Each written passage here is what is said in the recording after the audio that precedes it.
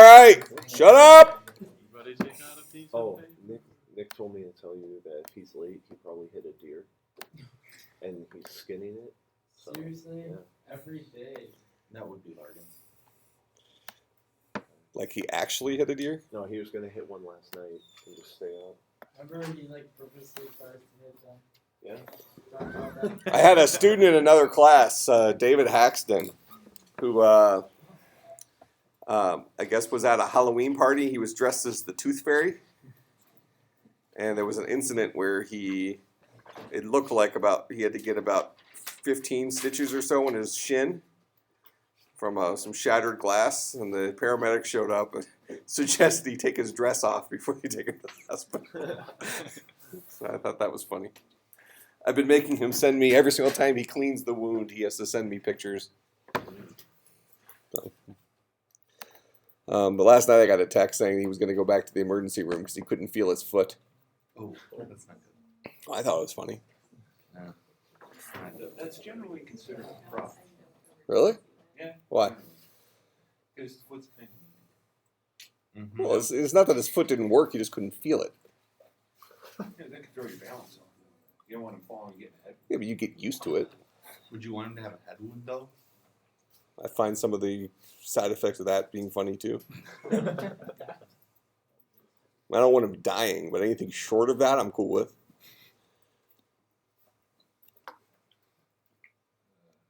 Well, you don't think that's funny, son?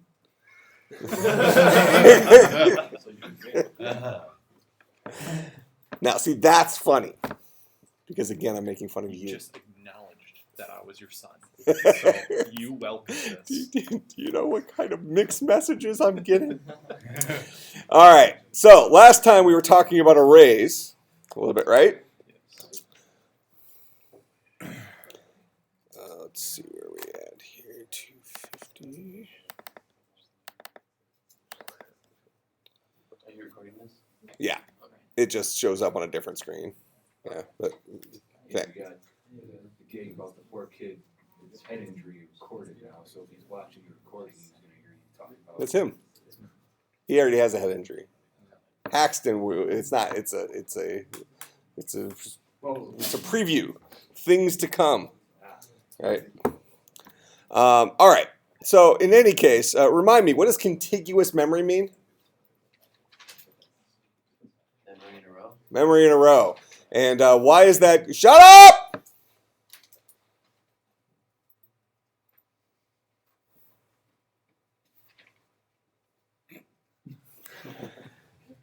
So what's the point of contiguous memory when it comes to arrays?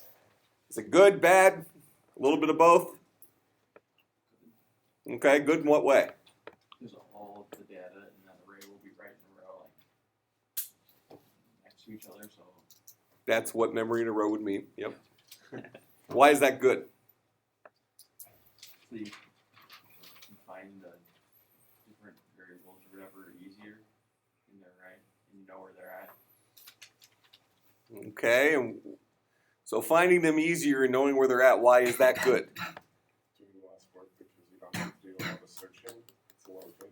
Okay, how do you locate them? With their position. So we have three different boxes here, right? One of these boxes has the contents of the array, the HELLO in this case.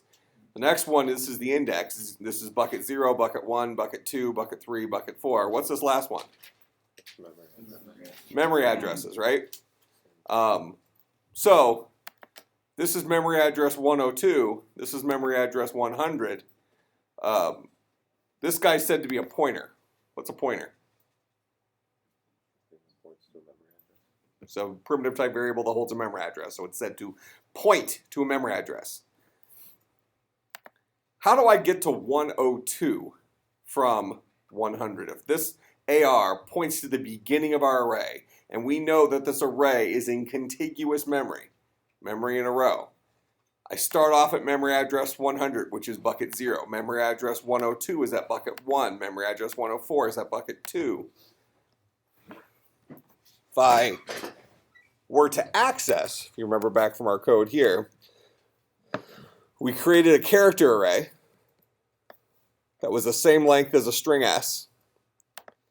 Then I filled it up with all the characters from S. So I filled it up with HELLO. That gave me something that looks like this. And notice when I was filling it up, this is the syntax for putting something into an array. AR at bucket I is how I'd read this. So AR square bracket I close square bracket. So this is the position in I I'm accessing it. And in this case, because it's on the left-hand side of the assignment operator, I'm assigning this value into this position of the array. Right off the bat, we have an upgrade from strings, right? Strings are read-only. Arrays are read-write. So arrays are good from the perspective that we can write to them. Can't do that with strings. We have to build brand new strings, right? Okay. Now, what if afterwards I come here and I write another little loop? I is equal to 0. I is less than AR dot length. I plus plus. And I do system.out.println AR at bucket I. So now I'm reading from the array using the exact same syntax as I used up here. So in this case, I'm writing to it because it's on the left-hand side of the assignment operator.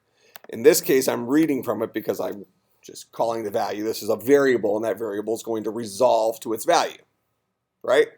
So the output of this program should be the contents of HELLO. That is the contents of the array. Go ahead and run this. There's my HELLO. So that proves that I indeed set it up like this. Here's my string S. Filled up the array HELLO. When I was a 0, it printed out an H. When I was a 1, it printed out an E. When I was a 2, it printed out an I or an L. So on and so forth. Okay? So an advantage of arrays is that they're read and write. Now, when I say system.out.println AR at bucket 2, we know by our little example here that that says go to this position right here and give me the character at this position. But what actually happens when I say AR at bucket 2? AR at bucket 2 translates into this.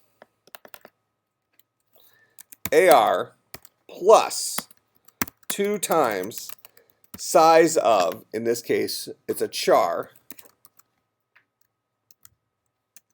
And what's AR equal to in this example?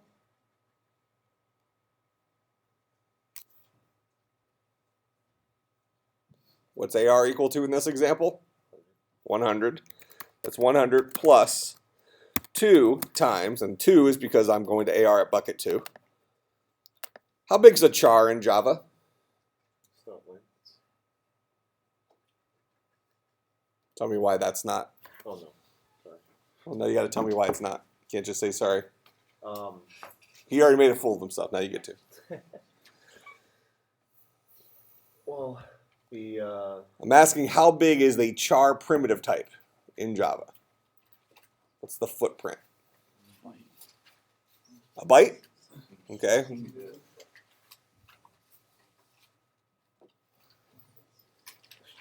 Well, hey, his answer was way better than I yours. know.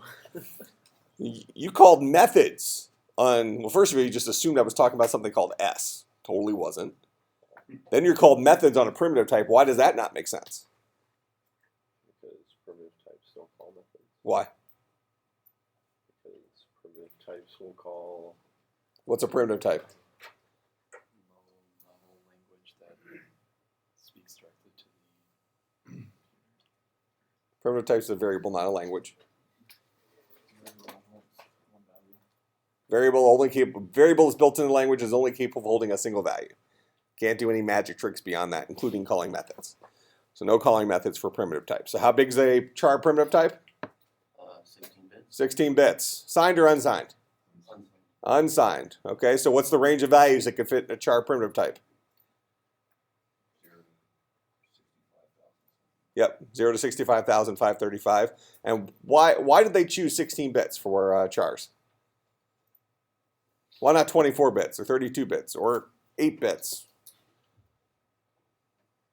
In the C programming language, your answer was right. You say a byte or 8 bits? Same thing. But which one did you say? I don't remember. You said a byte. So in C, a char is a byte. It's an 8-bit number. But in Java, it's not. Java, it's 16. Why did they choose 16? Unicode. Unicode character set. Why did they choose 8 for C and C++? ASCII. Okay. ASCII character set is 256 unique characters that make up what the English-speaking world thinks are the important characters. Right? Unicode is a little bit more all-encompassing. You know, they have other languages made up characters that Americans will never learn. What was I talking about? Oh, made up characters. That's right. All right, so this is 16 bits, or to keep my math correct here, how many bytes is that? 2 bytes. So 2 times 2, so 100 plus 4 is 104. And where do we find bucket 2? Wow, look at that. Now, what if I had said AR at bucket 0? That's AR plus 0 times size of char. That's 100 plus 0 times 2, which is 100 plus 0, which is 100, which is where bucket 0 lives.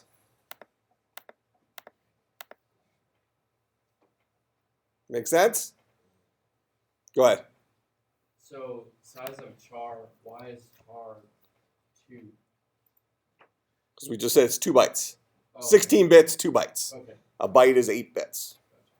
Yeah, just to stay consistent with how I advertised it up here. So I'm counting by bytes up here instead of bits. Zero, what you multiply by the size of the char is the position of where it's at. Correct. Okay. Yep. So if I said, so this is if this was the code I wrote, this is the math that's happening under the hood. So AR at bucket 0 turns into this. AR at bucket 4 is AR plus 4 times size of char. That's 100 times 4 times, or 100 plus 4 times 2, which is 100 plus 8, which is 108, which is where bucket 4 lives. Okay, so that's why arrays must be stored in contiguous memory. That fact. Okay? Now, so we can say right off the bat, contiguous memory is memory inefficient. Correct? Why might we say that? Why is it memory inefficient? And here I'll even throw the counterpart onto that. It's memory inefficient, but arrays are fast. Because we can calculate the position of an array. We don't have to traverse it. We don't have to walk from bucket 0 to bucket 1 to bucket 2. We can just go to bucket 3 just by doing pointer math. But why is it memory inefficient? Go ahead. Because you have to have all of these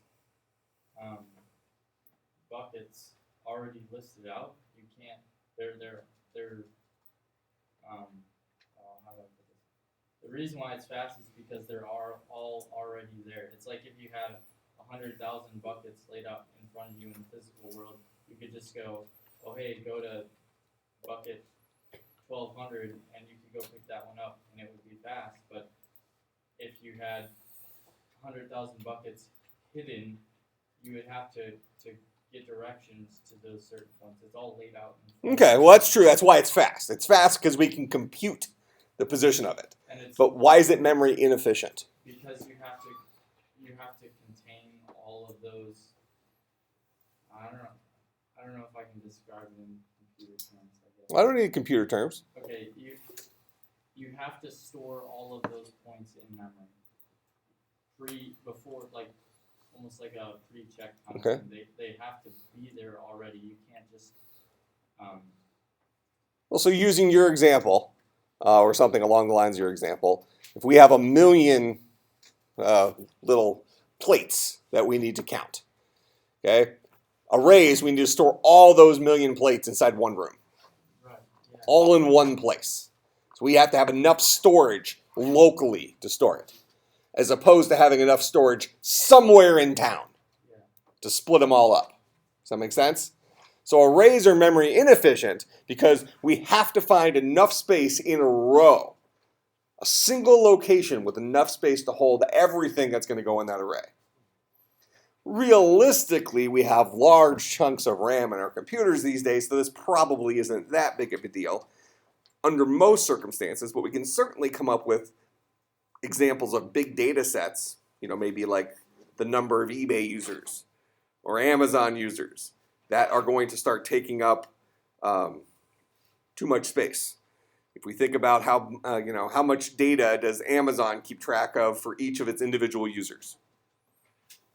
Let's say each user is worth, let's just say a third of a megabyte of data.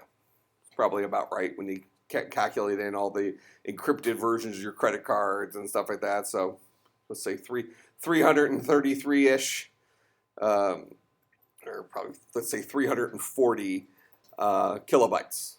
And how many users does Amazon have? 20? It's that length. Probably just as good of an answer as saying a lot, right? Okay, so if we have 340 times, what's a reasonable guess for number of customers Amazon has? Like 12 million. 12 million? Okay, so 12. Is that 12 million? Oh, that's 1.2 million. That's 12 million. Okay, so that's 12 million. So that's the total number of kilobytes. So divided by 1,024, that's the number of megabytes. Divided by 1,024, that's the number of gigabytes. 237. Yeah, it's 237. 237 million? Yeah. Okay, hold on. 237. Let's say I had access to 240. That's that? Yeah. All right, so 237 million divided by 1,024 is megabytes, divided by 1,024 is gigabytes, divided by 1,024 is terabytes. So if we assume that each user has 340 kilobytes of data associated with them, that's probably in the realm of accurate, given the amount of information your profile has to have with your address and encrypted password and encrypted credit cards. You can have multiple credit cards. So that's not an unreasonable guess, let's say. They're gonna need 75 terabytes of system storage, of memory. 75 terabytes of memory to hold an array. God forbid we add one more person. Now we gotta build again. Build a brand new one. Can't just add a bucket to an array. Once we build the barn, so we build the structure for holding our data, that's how much data we can hold. So if we have 237 million widgets we need to hold, we're going to build a storage barn exactly big enough to hold 237 million widgets. If we get 237 million and one widgets, add one more widget, we have to burn down that barn and go build again. Make sense? Okay, so another way that arrays are memory inefficient. We build it initially to size. So we build it to hold a maximum number of elements. Remember last time when we first built this array, this line right here, that guy just built this structure. He didn't fill it with anything. So we had our barn for holding widgets. Or we went to Target and we bought our little shoe bench that had cubby holes for storing shoes. There wasn't shoes in it yet. It was just capable of holding some shoes. All right, so when you go and you buy one of those, maybe there's 12 slots for shoes. Maybe you only have 4 pairs of shoes. So you have room to grow. But when you get your 13th pair of shoes, now you've outgrown your shoe bench. So what do? Well, chances are you're not going to build onto your shoe bench. That would be kind of funny. Like just the random stuff people do. Like if it's something really expensive, you add to it. Wouldn't that be funny going into somebody's house and in their foyer they have this like augmented shoe bench? So I got another pair of shoes for Christmas, so I added on. It was a project.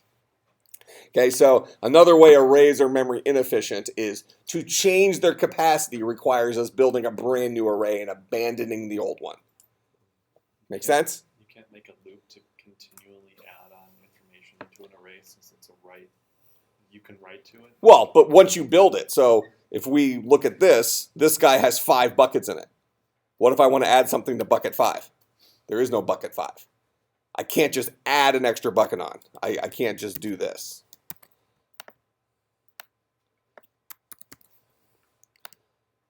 Now we're good to go. I can't just add a bucket with arrays. You have to build a brand new one.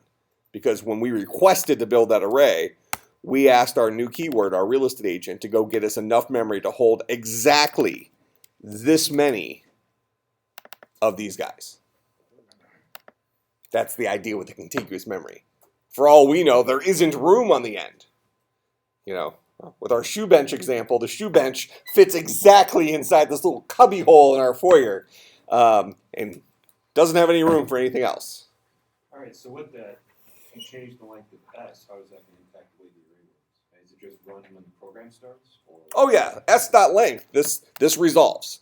So when this line of code gets hit, when we get to this line of code, s.length will boil down to a number, the current length of s. Yeah, it's not perpetually linked to s's length, which I think is kind of what you were getting at. Yeah, this is a number. So in this case, s.length is 5. So at runtime, this is the same thing as saying 5. All right. So if we're going to create another little slide here about arrays. Arrays. Fast because positions are computable. You can just go to the memory location. Memory inefficient. Now, this slide is really important. The entire next semester, when you guys take 300, everything about that class is leveraged on this one slide. Because we talk about the weaknesses of arrays. We already saw an example of Amazon where storing our data inside of an array in memory of our customers isn't doable. I don't care how much overkill you've gone into with your gaming PC, you don't have 75 terabytes of RAM. Right? Anybody? Do we have we have the one guy? Is it Randy? You have 32? Yeah. Gigabytes. 32 gigabytes. Yeah, no, not terabytes. Yeah, not terabytes. Gigabytes. Okay, so arrays are memory. So in any case, next semester we deal with a data structure called linked lists, which allow us to have arbitrary size data sets. Linked lists are the antithesis to arrays. One's not better than the other. Linked lists are considered to be slow because they're not right next to each other in memory, but they're considered to be very memory efficient because we don't have to have all the space all in a row. We can spread those widgets out all around town, and each one links to the next one. Okay, so they fit different problems. Okay, so arrays, memory inefficient because they require all the memory to be in a row that is contiguous. Memory inefficient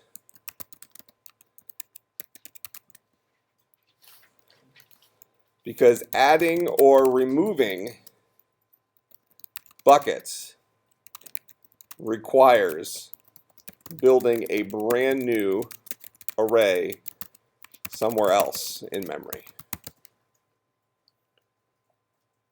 which isn't necessarily dissimilar to what we're already used to with strings. You want to add a character onto a string, got to build a new string. Want to remove characters from a string, got to build a new string. Make sense?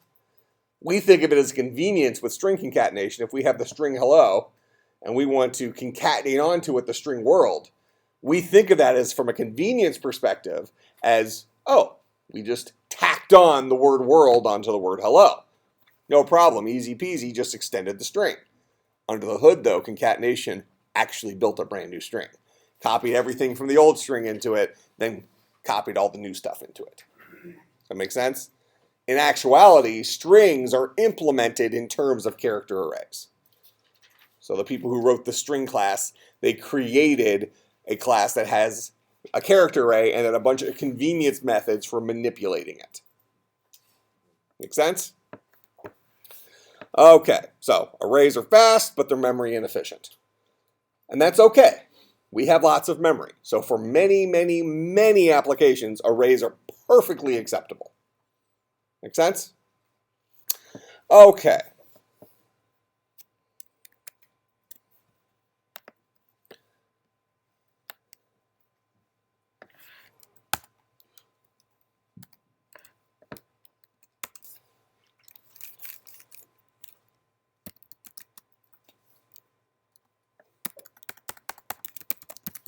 So we're going to talk more about pointers here.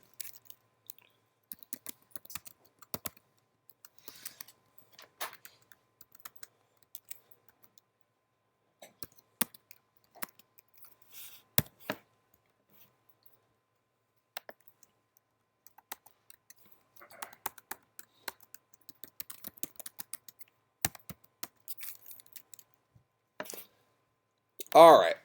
First of all, class method or instance method? How do you know? Static. Static. We're looking at the method being defined. Methods being defined right here. We know methods are a class method at the time of definition because we see the word static. How do we call class methods? Class. Use the name of the class in which the method was defined. So we're going to call this guy by saying hw.changeInt, and we're going to pass it val. All right. Now we're going to go ahead and we're going to print out val beforehand. Then we're going to print out val afterwards. How come we can say beforehand, but we can't say afterhand?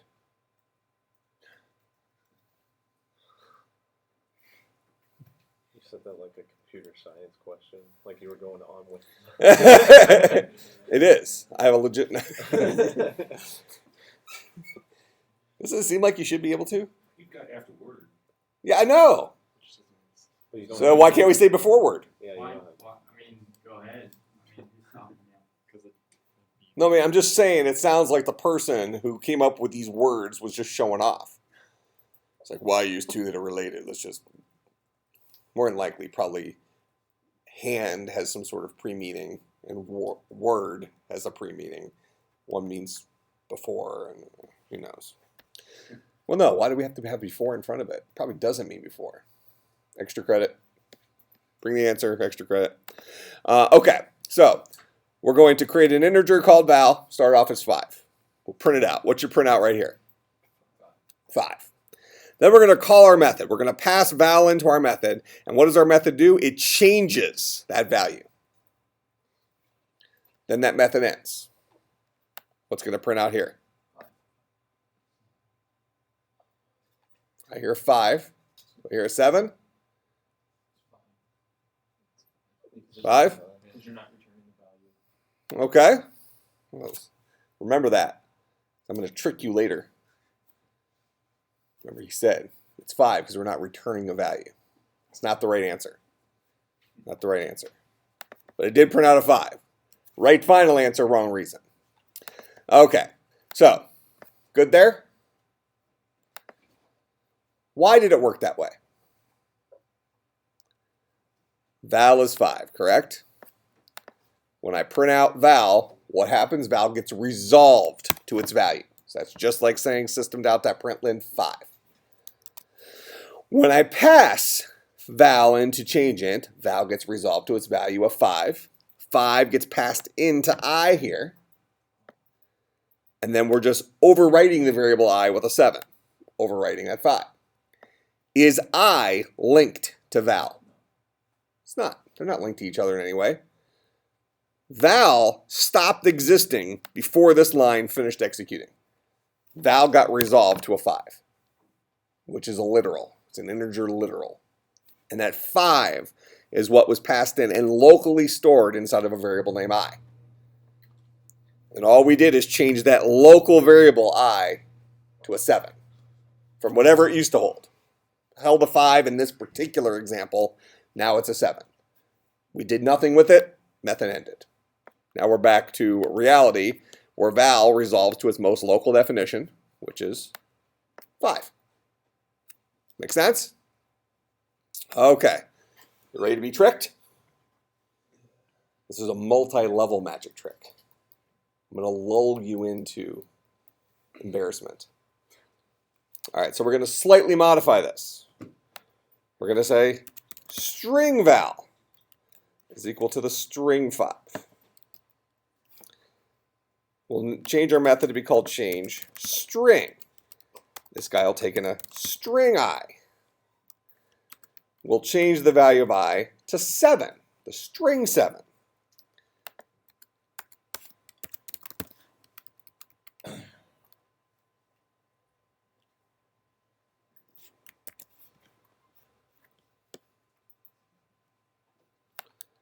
And we're going to pass this guy val. All right, so val as a string now starts off as a string 5. What's going to print out here? 5. Now we're calling change string, passing it val. We change it to 7. It ends.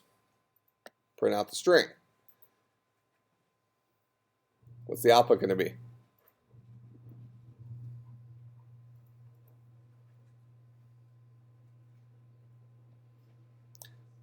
Are strings primitive types or object types?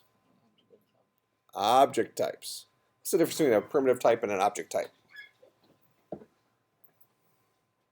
Primitive type can hold a single value. Okay, and what about object types?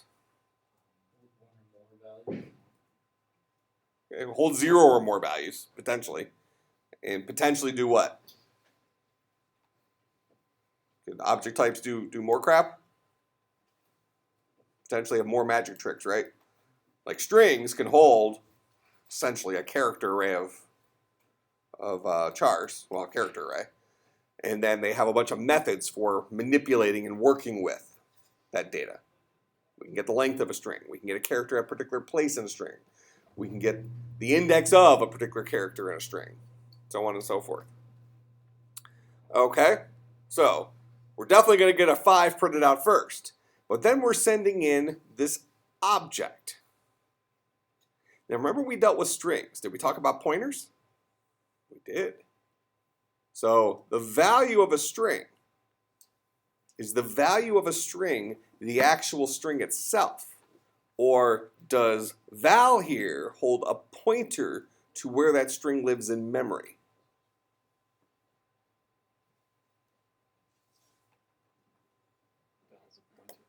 Val's a pointer. Let's draw this picture real quick.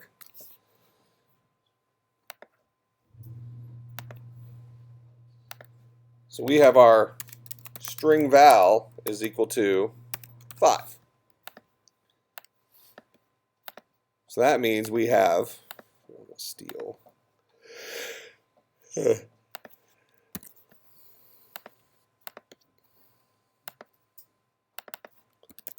we have val, and val is actually going to hold a value. And we're going to say this value it holds is 100. Then somewhere up here in memory,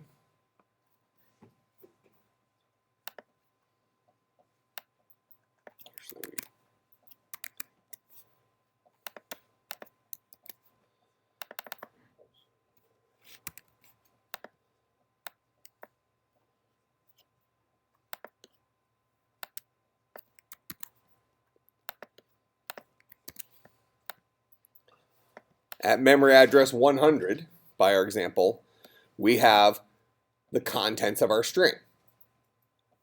And since I've already told you the strings are actually represented as char arrays, we have a string that only has one bucket in it, bucket 0, and that character at that one bucket is the character 5.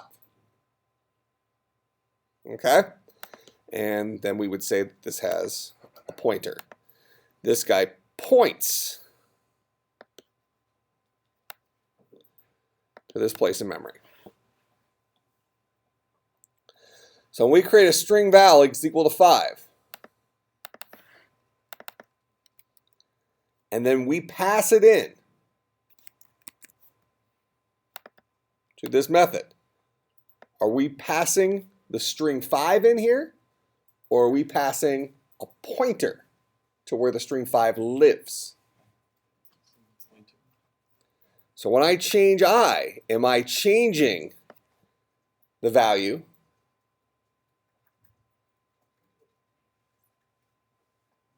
locally? Am I changing the 5 to a 7? Or am I actually changing the value in memory? If I pass in the pointer, val beforehand, and I inside the method should both be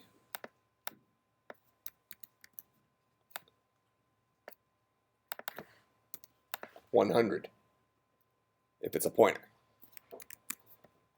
So right here, I is essentially a synonym for val if it's a pointer. So when I pass in val to change string, I'm passing in memory address 100 and storing it in I, which means that I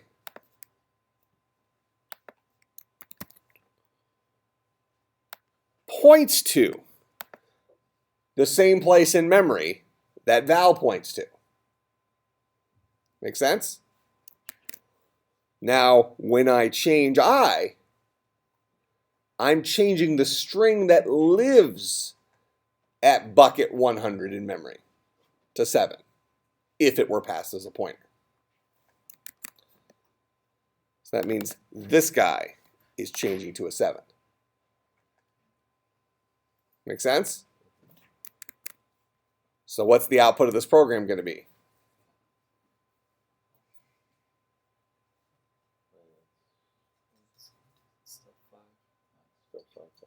Why still 5? Because you are calling the most local value, or the local value of val. Of val. So Val hold. What's the value? What value does val hold? No. What value does val hold? 100. All right. So this says go and look at what's at memory address 100. Isn't that what it says? Go on a little scavenger hunt, run up to memory, look at memory address 100 and see what's there. Initially, I put a 5 there. Then I passed in memory address 100 here. And I changed what lives at memory address 100 to a 7. Then this method ended. When I go to print out 5, when I go to print out val, it's going to go to memory address 100, right? And what's it going to find there?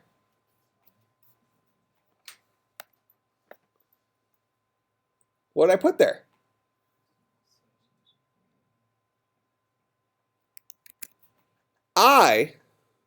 So here's the line of code that we have in there. We have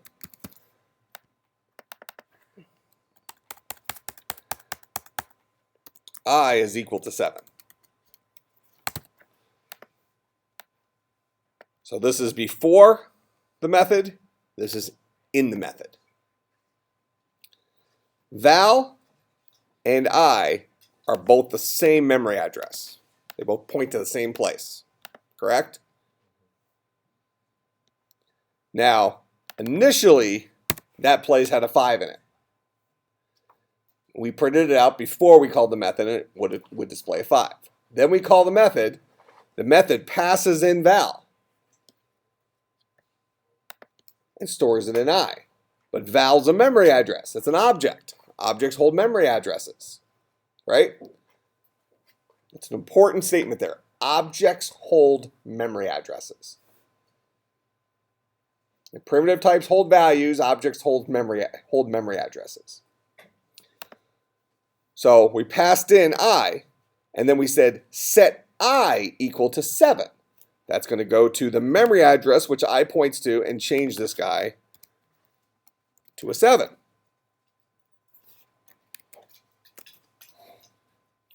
Then this method ends. Now we're back here. And we say print out the current value of val. Well, val is a memory address 100. It's going to follow that, and what's at memory address 100?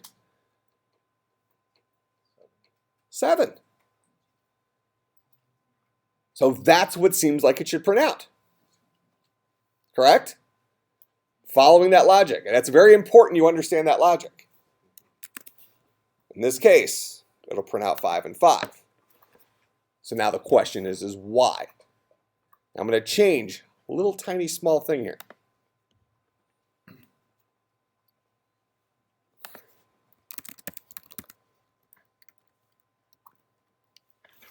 I'm going to use our alternative non-syntactic sugar constructor for strings. I'm going to use our real estate agent. It says, go and find me some actual memory to store this guy. Don't just store it in the string literal space. What's going to print out now? 5 and 5. But I just forced it. I said, treat this as memory. Do as I say. Blah, blah, blah, blah, blah. Remember when we were talking about comparing strings with a double equal sign? How we're actually comparing pointers? Okay. Well, if I'm comparing pointers, and I actually change the value of this pointer. Well, I'm sorry. I didn't change the value of the pointer. I changed the value of what is at the memory address, which this pointer points to. Why didn't it have a permanent change? Still 5 and 5. Okay, well, that kind of throws a curveball on things. Well, hold on a second. So now we're going to create a char array called val. And this guy's going to be a new char array. We'll just say of size 1 for our little example here. We'll go ahead and print out val. It just so happens that println does know how to print out char arrays. Because like I said, strings are implemented using them. Then we're going to say change array. And this guy will take in a char array, I. I'm going to set val at bucket 0 equal to a 5 to simulate the same thing we've been doing. Okay. We'll print out val. Then we'll call change array, passing it val. This guy takes the character array as a parameter. And we're going to say that guy at bucket 0 is equal to 7, which is a primitive type. Okay? And then we're going to print out val again. So now we can treat these the same as we did for our string example. Val is an array. So this is a char array val. That is equal to a new char array of size 1. And val at bucket 0 is equal to a 5. Why do you have to say char array size of 1? What does that mean? That builds our bucket, just like we did up here. When I created a char array AR is a new char array of size s dot length. That was like saying 5. It built this structure, an empty structure like that. So in this case, I built this empty structure. Then I put a 5 at bucket 0 of it. Make sense? All right. So I pass in val. Initially, val at bucket 0 is a 5. Then I say I at bucket 0 gets a 7.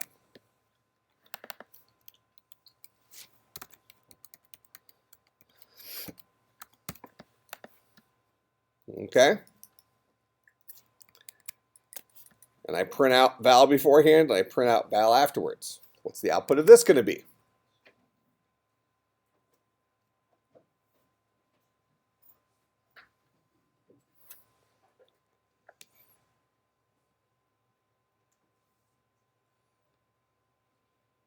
Well, the very first time I call it, start up here. Here I created my array. I set it equal to 5. Has one bucket in it. I set that bucket equal to the char 5.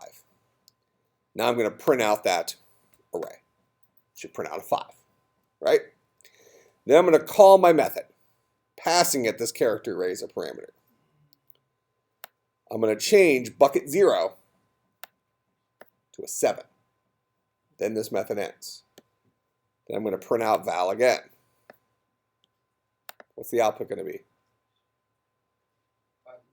5 and 7? Why? Because you ran out of ways to put 5 and 5.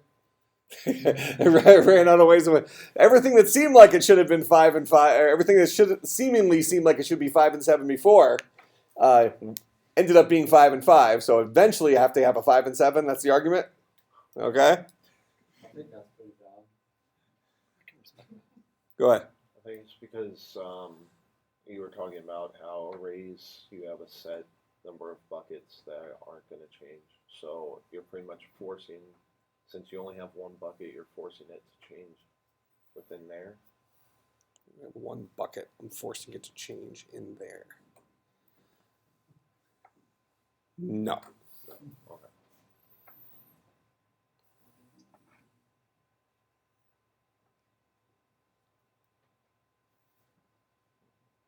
Everything you need to answer the question we've discussed today.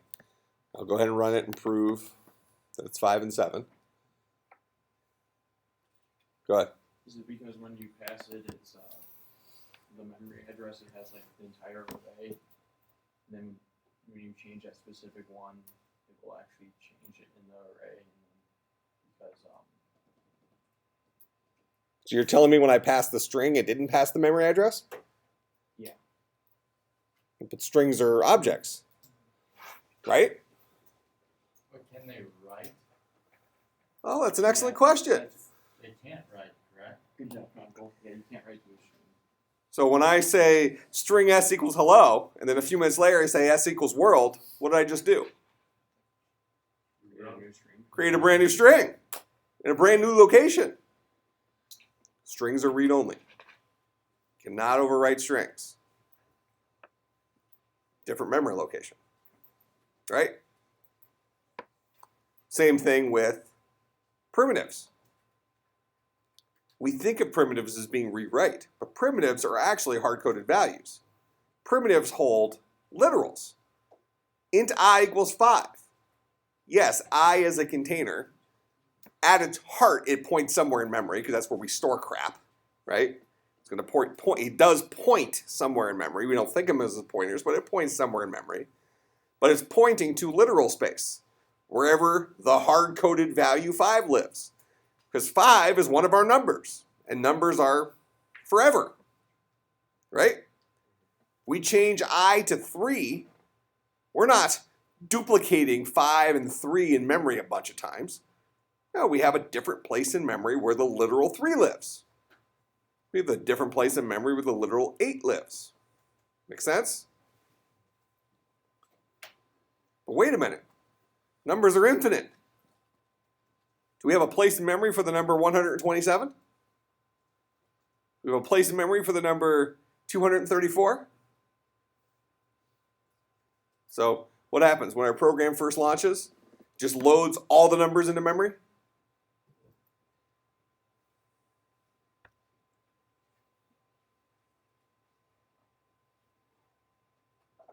How many numbers are there? From Java's perspective, from Java's primitive type perspective, how many numbers are there?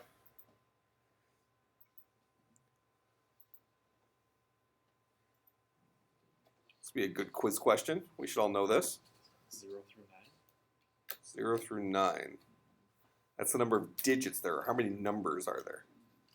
All numbers are made up of, all decimal numbers are made up of 0 through 9, but how many numbers are there? How many unique numbers? Go ahead. Who? Ram.length? That sounds good. So the number of numbers from Java's perspective is just the entire amount of memory that we have. That's the number of buckets. Do we expect Java just to fill up our RAM with numbers before we start? It's like, okay, we're all loaded up. Don't create variables. No mas, right? No, not ram.length.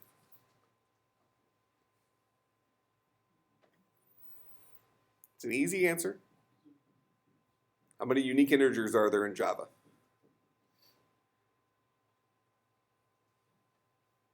We don't have to go to infinity, right? We know the rules of math says there's an infinite number of numbers. We just have faith that that's true. Because nobody's counted to the final number because there is no final number.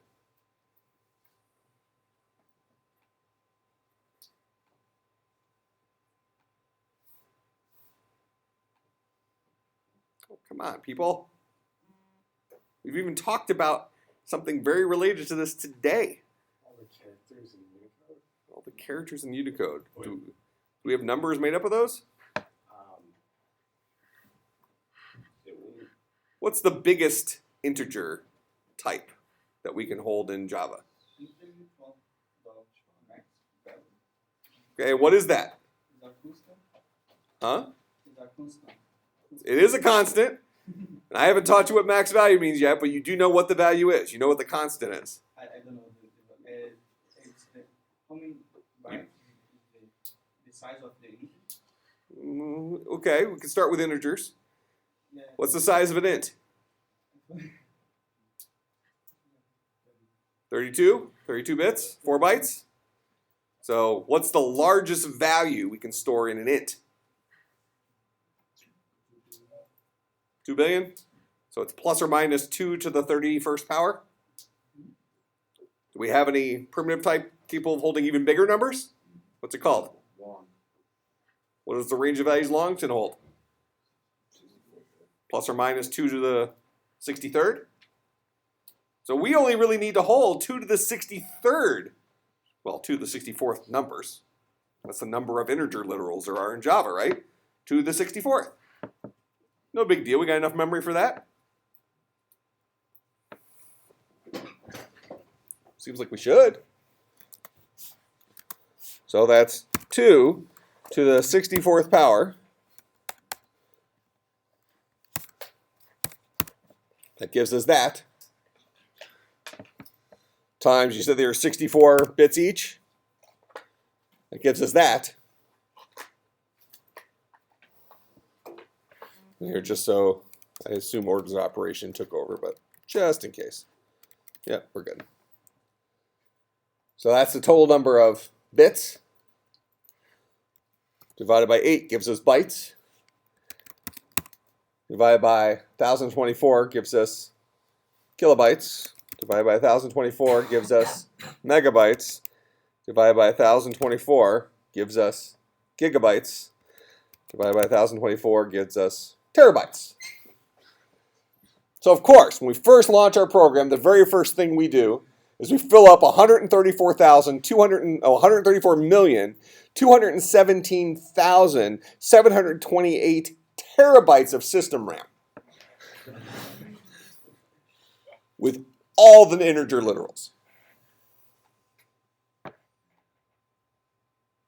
Piece of cake.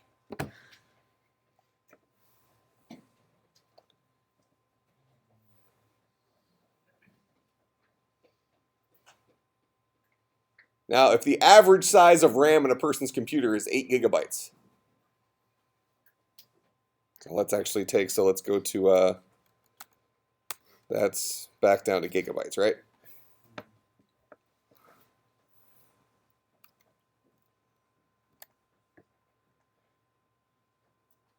Is that billion? We're going to need 17,179,869,184 average computers to hold all those integers. And that's per program we run. Keep in mind.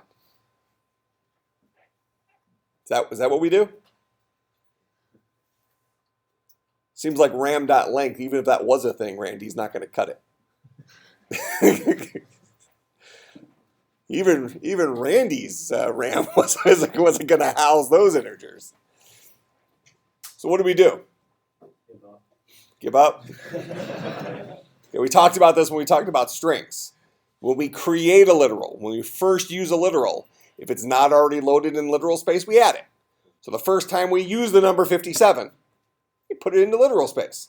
The next time we use the number 57, we don't store it a second time. We recognize it's already there. That makes sense? Don't store numbers you may never use. Makes reasonable sense, right? So if on average we use 100 different integers, just throwing a number out there, in our programs, so that's 100, and even if they're 64-bit, usually we're using ints. We don't use longs that much. But even if we assume a worst case, we're using 100 longs. That's 100 times 64 bits, 6400 bits divided by 8, divided by 1024, 0.78 kilobytes. A little bit more palatable. Divided by 1024, it's megabytes. Divided by 1024, that's gigabytes. Got room for that one, Randy? Yes. And some to spare, breathing room. That's why Randy got the 32 gigs. It's like, look, I might need to hold some ints. Gotta hold them ints. Okay, make sense? All right, so primitive types are said to be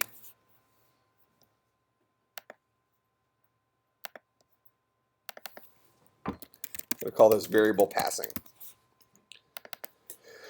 We have passed by value and passed by address.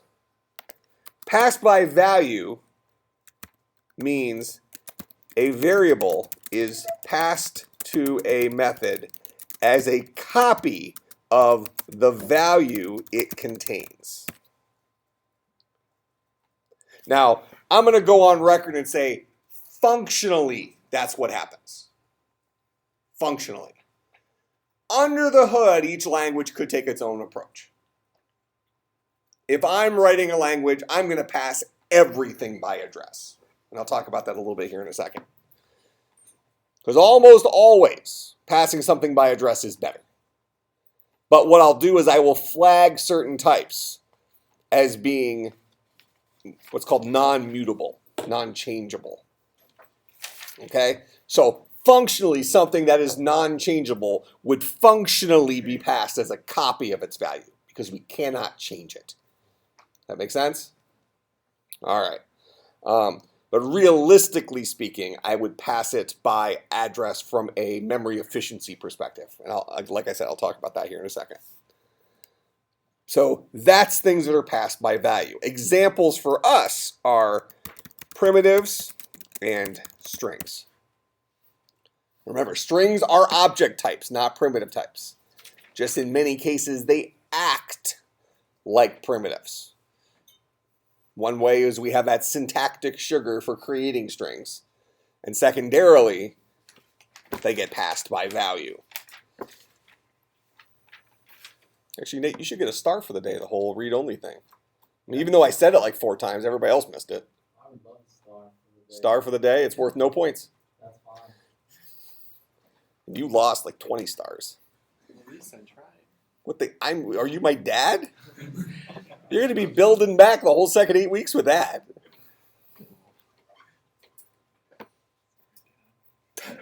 He goes, sorry, Dad. Weird. All right. So that's passed by value.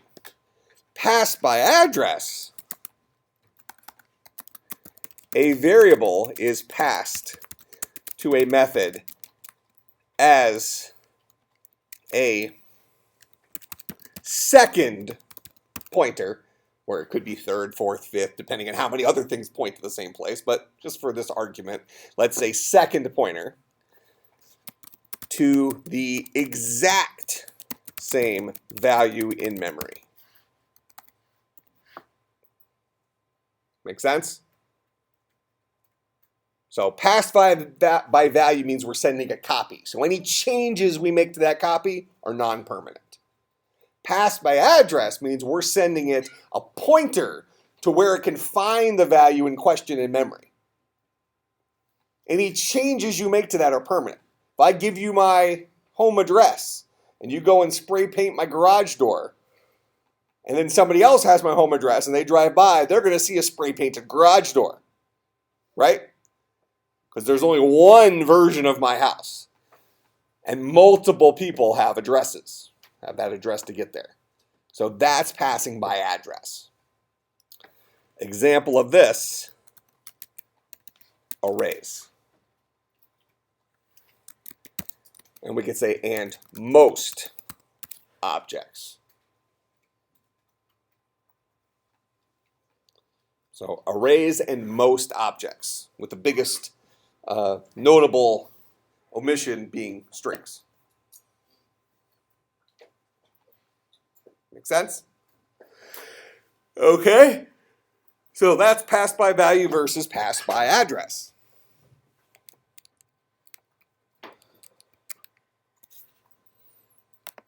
So if I pass an array in here, I'm passing it a pointer to the exact same place in memory. So any changes I make to the array here will be permanent changes to the array in memory. So everything that points to that array is pointing to the same array, which will show all changes that have ever been made. Make sense? So if I come in here, oh, I'm not going to do it with a loop. Let's get back to my, I'll show you a nice little convenience thing real quick. I'm going to go ahead and create a char array called AR, and this is going to be equal to. So, question. Yep. When you say those all changes that have ever been made, are they changes to what's at the address, or? Yeah. Yeah. So, and really the easiest way to think about it's going to be like the example with my house. You know, if you have the address to my house and you spray paint the garage, then somebody else has the address to my house and they cut down all my shrubs. And somebody else has the address to my house and they slash the tires of my car. And then a fourth person has the address to my house. They're going to see all that mayhem. All that occurred at the one place. So all changes that have ever happened. So when you look at it, you'll be looking at the current version of that house. Current version of whatever lives at that memory address. So that's passing by address. That's passing by address. And then the other one, what would that? Example would be there's multiple copies of my house. I give you my house. You can do whatever you want to it. I hand him my house, and any changes you make, he won't see. Because he's dealing with a second version of my house. Make sense? 2.0. That's right. So better example might be like a penny. Right? If I have 5 pennies to hand out, and I hand you a penny and I hand you a penny, they're both pennies, but they're copies of each other. Right? Things that you do to your penny won't have an impact on what you see. That'd be creepy, wouldn't it? Isn't that what the iWatch is about? That's right. You write something on your iWatch and somebody else sees it. Your heartbeat. You can send your heartbeat to other people. I have to get the video from my wife. I did a really cool magic trick at where'd we go the other day? Chinese place out in Wauwatosa. P.F. Chang's. And I noticed towards the end of the meal that my silverware was magnetized. And it wasn't supposed to be that way, so something must have occurred.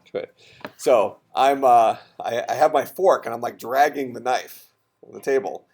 And then I'm holding the fork up, and the knife is dangling above, and I'm like, moving my hand underneath it and stuff like that, and just like putting power into it. It was awesome. I had like spectators. I was doing street magic, but in a restaurant.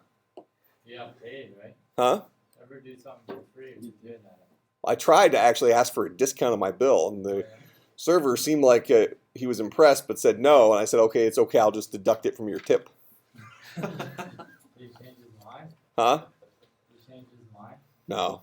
Oh, man. So I have policies, and I didn't deduct it from his tip, but I do deduct, like at a restaurant, if you swipe a credit card and they bring you your receipt, if they put the customer copy on top instead of the plate, so I have to sign a second time, so I usually tear up my receipt. So if I have to write in the tip and then sign my signature, and then I recognize that what I just signed was the customer copy, I deduct $1 off the tip. My signature cost $1. I've assigned a value to it. First one's free. First signature is free. So if any of you are servers, remember Store copy. Score copy on top. Don't make the customer sign twice. People aren't that good at record keeping. You're supposed to kind of fill them both out, right? It's one of them you keep your own record. Nobody does that. No, people just Yeah. give them the costume. Yeah, you're at the. I just leave them both. That way they can fill out the second copy if they'd like. Gas station, the receipt print. It's so wasteful when you go to gas stations. They don't have the button for refusing a receipt. They just print it out. They give you the convenient trash can right next to that. Completely dumb. So real quick, here's a nice convenience method for our convenience way of filling up an array. So this will actually, this is syntactic sugar again. This will create an array with 5 buckets in it and fill it up with HELLO. Make sense? So there's a convenience for filling up arrays if you actually want to hard code some stuff into arrays so you have access to it. All right, so for homework.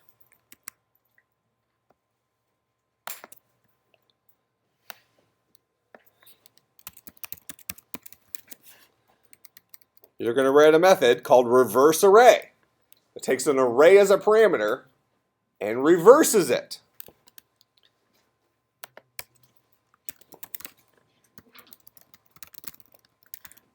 It will not return a value because it's going to be changing the memory, the actual memory of the array. Make sense? So system.out.println AR, that's my array. Then I'll call hw.reverseArray, passing it AR. Then I'll print it out a second time. So this should print out that array backwards. So the code that goes in here should reverse an array having a permanent impact on the original. Now it's important. I'm going to give you a hint. Right off the bat, you're probably thinking, oh, this is easy. You have to think about pointers here. Have to think about pointers. A couple different ways you can pull this off. Any of the correct ways is fine, but you may not return a value. Make sense? It's not hard, but do think about it from a pointer perspective. I would draw a picture. All right, I'll put that up on Angel, and I'll see everybody on Thursday. What's up? Come to class in costume, maybe. Depends how good the costume is.